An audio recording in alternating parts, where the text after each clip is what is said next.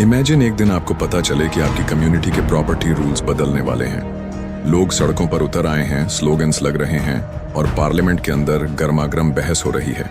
ये सब हो रहा है वक्फ अमेंडमेंट बिल 2025 की वजह से। लेकिन ये बिल है क्या? इतनी कंट्रोवर्सी क्यों हो रही है? और सबसे बड़ा सवाल, मुस्लिम कम्युनिटी इसके खिलाफ प्रोटेस्ट क्यों कर रही है? दोस्तों, ये सिर्फ एक लॉ का इशू नहीं है, बल्कि मुस्लिम हेरिटेज और राइट्स का भी सवाल है। तो चलिए इस बिल का एक डिटेल्ड एनालिसिस करते हैं। वक्फ क्या होता है, इसका हिस्ट्री, नए बदलाव और प्रोटेस्ट की असली वजह।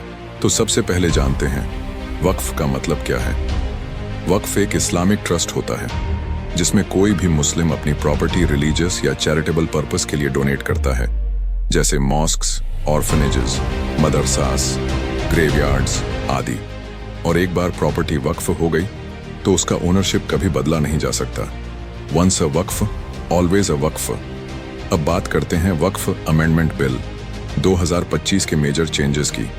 नॉन मुस्लिम्स को वक्फ बोर्ड्स में इंक्लूड करना।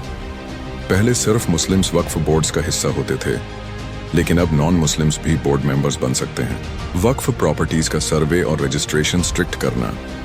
पहले सर्वेज इनकम्प्लीट होते थे, अब सरकार स्ट्रिक्ट मॉनिटरिंग करेगी।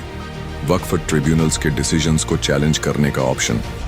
पहले ट्रिब्यूनल का डिसीजन फाइनल होता था, लेकिन अब हायर कोर्ट्स में चैलेंज किया जा सकता है। एनक्रोचमेंट और इलीगल ऑक्यूपेशन पर एक्शन।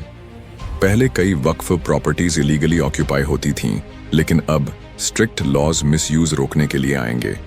सरकार का कहना है कि यह रिफॉर्म्स, ट्रांसपेरेंसी और अकाउंटेबिलिटी बढ़ाने के लिए है।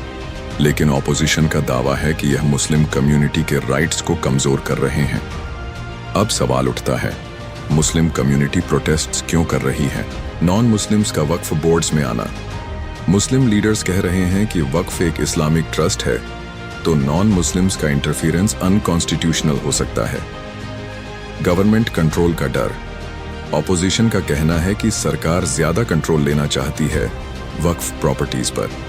एनक्रोचमेंट और डिमोलिशन का इशू। पहले भी कुछ मुस्लिम प्रॉपर्टीज बुलडोज की गई थीं और अब वक्फ प्रॉपर्टीज के टारगेट होने का डर है। Supreme court challenge. MP Asaduddin Owaisi ने सुप्रीम कोर्ट में पिटीशन फाइल की है, जिसमें कहा गया है कि यह बिल मुस्लिम राइट्स को अंडरमाइन करता है। दोस्तों, वक्फ अमेंडमेंट बिल 2025 को प्रेसिडेंट द्रौपदी मुर्मू का असेंट मिल चुका है और अब यह एक कानून बन गया है। इसका मतलब है कि अब यह सिर्फ एक बिल नहीं, बल्कि एक लॉ है जो पूरे देश में लागू होगा। तो दोस्तों, अब यह देखना होगा कि यह नए कानून कैसे इम्प्लीमेंट होते हैं और इसका असर मुस्लिम कम्युनिटी और वक्फ प्रॉपर्टीज पर क्या पड़ता है। आपका क्या सोचना है? यह लॉ सच में ट्रांसपेरेंसी और इंक्लूसिविटी लाएगा या कम्युनिटी के राइट्स को कमजोर करेगा? अपनी राय जरूर शेयर करें।